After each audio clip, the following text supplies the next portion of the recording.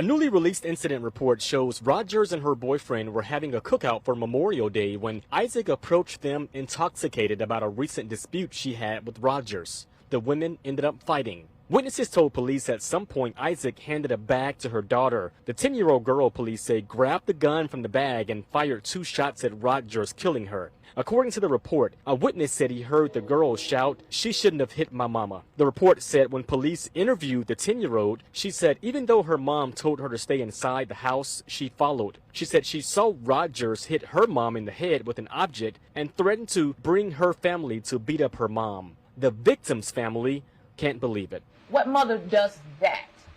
That's the part that angers me. It's not the actions of the child, it's the actions of the mother. According to the New York Post, a 10-year-old Florida girl shot and killed a woman who had gotten into a fight with her mother on Memorial Day, authorities said. The girl and her mother, Lucretia Isaac, 31, were taken into custody following the fatal shooting of their neighbor, 41-year-old LaShawn Rogers, Monday night outside an apartment complex, according to the Orlando Police Department. Neighbors reported that Rogers was grilling outside her unit at Jernigan Gardens Apartments on Mercy Drive at around 11:45 p.m. Monday, when Isaac, who they claimed was drunk, walked up to the woman and slapped her. Rogers slapped Isaac back, and the 2 women began fighting. At one point, police said Isaac handed her daughter a bag that contained a gun. The victim was taken to Orlando Regional Medical Center where she was pronounced dead. The girl's mother, Isaac, was arrested on charges of manslaughter by culpable negligence, child neglect, contributing to the delinquency of a minor, and aggravated assault with a firearm. Isaac remained in jail without bond on Wednesday. She is due in court later in the afternoon. The 10-year-old, who has not been named because she is a minor, was released into the custody of the Florida Department of Children and Families. Any charges for the girl will be decided after a review by the state attorney's office, police said. Excuse my voice, you guys. I'm just getting over COVID and I'm still quite hoarse.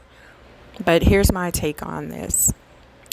This 10-year-old little girl, she's a child, she's a baby still, was given a bag with a gun in it.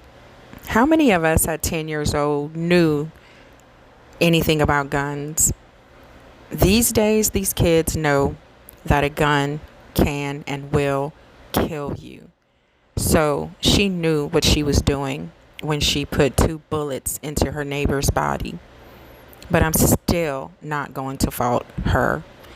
Her mother gave her that bag with a gun in it. It was her responsibility to not have a gun in her child's possession. And even though she told the child to stay in the house, the child did not listen.